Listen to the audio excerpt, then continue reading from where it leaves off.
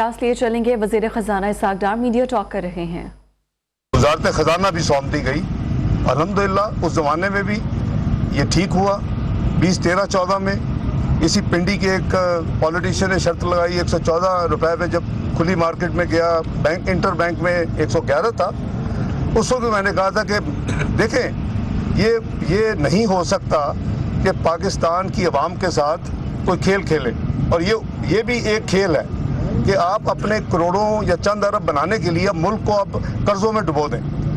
तो मैं फिर जैसे मैंने कहा कि मैं उनका मशकूर हूँ कि दोनों जो पुराने टेन्योर थे, दुनिया सारी को पता है, वो कोट करते हैं कि जी एक पाकिस्तान में ये 2 दफ़ा ऐसा हुआ कि करेंसी को प्रॉपर तरीके से रीवैल्यूएशन उसकी सही कदर पे वापस ले जा सके एक मुल्क और एक हुकूमत की, वो बहुत बड़ी एक चैलेंज होता है। तो इस दफ़ा शायद उनको चूँकि तजर्बा था 98-99 का भी, फिर 2013, 2014 का भी, तो उन्होंने जहाज़ में बैठते ही अपना काम शुरू किया और कई हफ्ते तक वो गिर रहा था रुपया, वो उस दिन से ऊपर जा रहा है अल्लाह के फजल करम से। और ये भी एक हकीकत है कि सारी दुनिया में डॉलर ऊपर जा रहा है। दुनिया की जो स्ट्रॉन्ग करेंसीज है, पाउंड है, आपका यूरो है, सब करेंसीज के अगेंस्ट ऊपर जा रहा है। एक पाकिस्तान में अल्लाह ताला का मौजज़ा है कि रुपया ऊपर जा रहा है और डॉलर नीचे जा रहा है। तो अल्हम्दुलिल्लाह एक मिनट 2600 अरब का कर्जा पाकिस्तान का कम हो चुका है। इमेजिन करें कि हमारे मुल्क में कितना पोटेंशियल है। 2600 अरब का पाकिस्तान का मजमूई कर्जा और अदायगियाँ, उसमें कमी आई है 1 रुपया दिए बगैर। तो मैं समझता हूँ कि इस मुल्क में अगर सही काम किया जाए अल्लाह ताला के फजल करम से, तो फ्यूचर जो है इस मुल्क का ब्राइट है। ठीक है, मुश्किलात में से गुजर रहे हैं। 4.25 साल की जो बदतरीन मुआशी परफॉर्मेंस थी, हम आज उसका खमियाजा भुगत रहे हैं। ये PDM की हुकूमत, जिसमें PMLN के वज़ीर आज़म मियाँ शहबाज शरीफ हैं, उनको रात दिन एक करनी पड़ी ताकि पाकिस्तान को डिफ़ॉल्ट से करीब ना जाने दिया जाए। तो दूसरी आपको जो खुशखबरी दी है कि इस तरह के इक़दाम जो किए हैं, अभी जुमा 8 दिन हुए इस जिम्मेदारी को लिए हुए, तो आपको पहली दफ़ा मुद्दत के बाद खुशखबरी दी है कि करीबन 13 रुपये पेट्रोल की कीमत में कमी की है, 12 रुपये से ऊपर अपना डीजल की कीमत में कमी की है, केरोसिन ऑयल, लाइट डीजल में कमी की है। किसी हुकूमत से आवाम यही तवक्को करती है। तो मैं समझता हूँ कि हम पूरी तरह तनदही के साथ दिन रात एक करके कोशिश कर रहे हैं कि आवाम के लिए बेहतरी हो, लेकिन उससे पहले मईशत को ठीक किया जाए।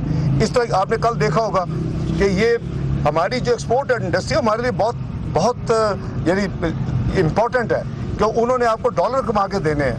वो एक इश्तहारबाजी चल रही थी और वो उनसे वादा किया गया था कि 9 सेंट्स में आपको बिजली देंगे और 30 जून 2023 तक देंगे। अब उनको आप जाहिर है कि फंड्स की भी कमी है, वसाइल का भी मसाइल है, IMF की प्रोग्राम है, लेकिन उसके बावजूद कल हमने अफाम तफहीम से मैंने कहा यार अब डॉलर में सोचना बंद कर दो, इसलिए तो इंशाल्लाह ऐसे जाना रुपए ने ऊपर जाना। मेरे साथ आप रुपयों की बात करो तो 1999 बाटा का रेट है, 1999 यानी 20 रुपये समझ लें, उस पर हमने उनको लॉक कर दिया। जो हुकूमत की कॉस्ट 30 आए, 32 आए, जो भी आए, उनको हम 20 ताकि आप वो कम्पीट कर सकें। ये मुश्किल तरीन हालात है एक्सपोर्ट इंडस्ट्री के लिए। वो बहुत खुश हैं, बहुत सेटिस्फाइड। अब बताएं भाई। सर ये बताइएगा कि ये जो पूरी अकाउंटेबिलिटी की एक वेव चली और ये कहानी के दौरान और ये जो एक शो चलाई है कि हमने बड़ा इस्तेमाल कर लिया, इसमें हमें आया क्या है और नुकसान क्या हुआ है? देखिए भाई, बात ये है कि जहाँ भी इसके नतीजे में ये जो सियासी इंतकाम पे, मैं एहतसाब को कभी मैंने अपोज नहीं किया। अगर किसी ने गलत काम किया मुझ समेत तो उसको उसकी कीमत अदा करनी चाहिए, बदतरीन कीमत उससे लेनी चाहिए। लेकिन आप सियासत के नाम पे इंतकाम करें, आप हुकूमत में हो तो सुबह आके पहले बुलाएं DGFIA को, फिर आप किसी नैब के बंदों को बुलाएं, ये फ़लाँ के ख़िलाफ़ ये कर दे, फ़लाँ के ख़िलाफ़ ये कर दे। तो इसका नतीजा ये होता है कि मुल्क में सियासी अदम इस्तेहकाम आता है, जो कि पाकिस्तान में था, जिसके नतीजे में ये हुकूमत पे गई और तहरीक अदम एतमाद जो है वो कामयाब हुई पिछली हुकूमत और वज़ीर आज़म के ख़िलाफ़। तो इसका आप यहाँ से अंदाज़ा लगा लें कि भाई जो मुल्क 2017 में जब ये ड्रामा हुआ, वो भी पोलिटिकल, सारा पोलिटिकल एक चक्कर था कि एक पनामा का जो ड्रामा था, उस पर आप देखें कि उस वक्त पाकिस्तान में महंगाई कितनी थी, 2% फूड की। आपकी जनरल महंगाई कितनी, 4%। आपके जो है कर्जे कितने थे, 25,000 अरब। आपकी जीडीपी ग्रोथ क्या थी, जो कि बहुत इंपॉर्टेंट इंडिकेटर है, 6.3, 5.8 था। बाद में पीटीआई की हुकूमत उसको रिवाइज किया, प्रोविजनल फिगर होता है। आपके फॉरेन एक्सचेंज रिजर्व पाकिस्तान की तारीख में बुलंद तरीन थे, अभी भी वही रिकॉर्ड है। आपका रुपया स्टेबल था। तो ये जो चीज़ें हैं, ये वेस्टर्न वर्ल्ड के लिए ना बहुत बड़ी चीज़ होती है किसी हुकूमत की, ये परफॉर्मेंस। लेकिन यहाँ तो फिर जब आपने टारगेट कर लिया कि आपको करना है, तो फिर आप एक बहुत ही नेक तरीन हो तो आपको फिर भुगतना पड़ेगा। और अल्लाह माफ़ करे कि ये अच्छी रवायत नहीं है। मैं इसीलिए 2013 में भी कहता रहा कि चार्टर ऑफ इकोनॉमी करो। चार्टर ऑफ डेमोक्रेसी में मेरा एक रोल था, जो मुस्लिम लीग नून और पीपीपी ने की। पहले मोहतरम बेनज़ीर भुट्टो और मियां नवाज शरीफ 2006 में, 13 में, 2006 लंदन में। उसके बाद तमाम पॉलिटिकल लीडर्स आए और इंक्लूडिंग इमरान खान, उसने भी साइन किया। मैं कहता था चार्टर ऑफ इकोनॉमी करो, सियासत मईशत के साथ मत करो, ये तबाह कर देती है मुल्कों को। वही हमारा हाल हुआ है कि आज बेचारा गरीब आवाम पिस चुकी है। आपकी महंगाई जो है 27% भी चली गई है। आपके जो कर्जे हैं, वो जो बड़े बुलंद वाला दावा करते थे कि जी कर्जे को मैं कराऊंगा, चेक कराऊँ, किधर चेक करा के रिपोर्ट देना पब्लिक को, क्योंकि उसमें कोई भी कर्जा आपका लेते हैं वो स्टेट बैंक में जाता है। अवाम का अकाउंट नंबर 1 जो है, कंसोलिडेटेड अकाउंट नंबर 1, उसमें जाते हैं। और जब आपकी रीपेमेंट होती है, जब भी ड्यू डेट होती है, उसी से जाती है। तो ये बेवकूफ़ वाली सोच है। जिस बंदे को ये नहीं पता कि कर्जा किसी के जेब में जा ही नहीं सकता, ना प्राइम मिनिस्टर के दफ्तर में जाता है, ना किसी और मिनिस्टर के दफ्तर में जा सकता है, वो तो स्टेट जो भी कर्जा लेंडर होगा वो कर्जा जाएगा स्टेट बैंक में, आप आवाम के अकाउंट में। और जब रीपे होगा, चूँकि रिकॉर्ड है तो वहीं से रीपे होगा। बस अजीब किस्म का जी हमारी घटिया तरीन सियासत में के दौर से हम गुजरे हैं। और अभी भी मेरा ख्याल है उस कल्ट को ये भी अभी भी नहीं समझ आ रही। मैं कहता रहा मईशत पे चार्टर कर लें, 14 में कहता रहा। मेरा ख्याल है वक्त आना चाहिए कि तमाम पॉलिटिकल पार्टीज ये कौम से वादा करें कि हम मईशत पे कोई सियासत नहीं करेंगे, और जो भी होगा हम ईमानदारी के साथ अपने मुल्क के इंटरेस्ट को रखेंगे, सुप्रीम रखेंगे। लेकिन यहाँ अपने पेटी इंटरेस्ट के लिए लोग यहाँ तक कह देते हैं कि जी अगर मैंने मेरे खिलाफत पे इत्मीनान होकर मैंने निकला तो बेहतर होता कि इस मुल्क पे एटम बम गिर जाता। यानी इससे घटिया सोच क्या हो सकती है। बहरहाल मैं आपका मशकूर हूँ कि आपने जी भाई मूडीज ने पाकिस्तान को डाउनग्रेड किया और फाइनेंस मिनिस्टर ने उसे कंडेम किया है। क्यों मूडीज जैसा इदारा पाकिस्तान को नहीं, मैं अर्ज करता हूँ इसे घबराए नहीं, कुछ नहीं होगा। मूडी से कल मैंने बात की है, मैंने उनको समझाया है कि आपको ये नहीं करना चाहिए था। आप सिर्फ एक फॉर्मेलिटी के तौर पे इतला करते हैं। भाई जो कन्फर्म करना चाहते हैं आप हमसे बात करें ना पहले।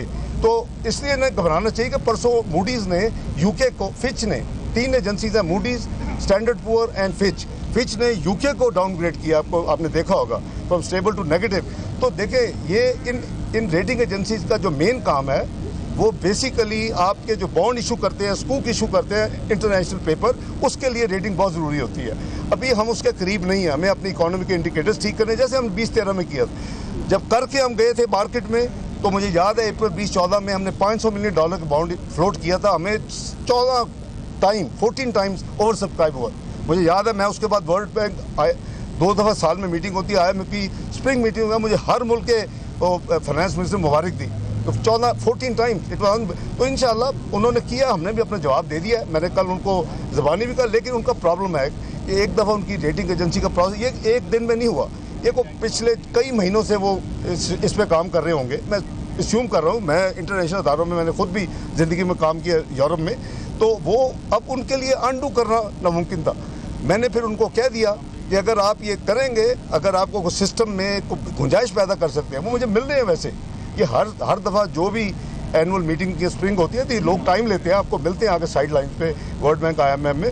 लेकिन मैंने कहा कि अगर आप नहीं करें, इसको रोकेंगे नहीं, आपने मुझे मिलना है अगले हफ्ते, तो फिर मैं बिफिटिंग जवाब दूंगा। तो ये जवाब जो है हमने इसलिए दिया है कि जो उनकी उस ग्राउंड्स दी हुई हैं उन्होंने उस हमें डाउनग्रेड करने की, मैंने उसकी हर एक की चीज़ का जवाब कल फिर मैंने उनको बता दिया था। मैंने कहा अगर तुम नहीं कर सकते तो please then I will be informing beforehand कि हम इसका जवाब फिटिंग जवाब देंगे। रिजॉइंडर मैं दूंगा, वो हमने दे दिया। डॉक्टर साहब ये बताएं कि आप जो रेस्टोरेंट्स आज कोर्ट ने कैंसिल भी करते हैं, हालात भी अब बेहतरी की तरफ जा रहे हैं। मरीम साहब अभी कल नवाज शरीफ साहब से मिली जज्बाती, आप समझ रहे हैं कि अब नवाज शरीफ साहब भी मरीम साहब के साथ पाकिस्तान। देखिए, एक तो ये है भाई, ये वो हम अभी बात कर रहे थे ना, मैंने कहा था कि आप फरिश्ते भी हो तो आपको इस मुल्क में अगर सियासी इंतकाम है तो आपको पता नहीं कौन सी मत जेल में भेजेंगे, ये कॉल कॉन्ट्रीब्यूट। ये क्या था पनामा यार, फ्रॉड था। Panama was a fraud. Pakistan ने जो पे किया है बिलियंस ऑफ डॉलर, मैंने आपको इंडिकेटर बता दिए, उसको आप आज कंपेयर कर लें। वो जो कहा जाता था जी 25,000 का बहुत बड़ा कर्जा है, वो 44,000 अरब पे छोड़ के गए पौने 4 साल में। यानी एक तरफ 70 साल का कर्जा 25,000 अरब, दूसरी तरफ 44,000 अरब।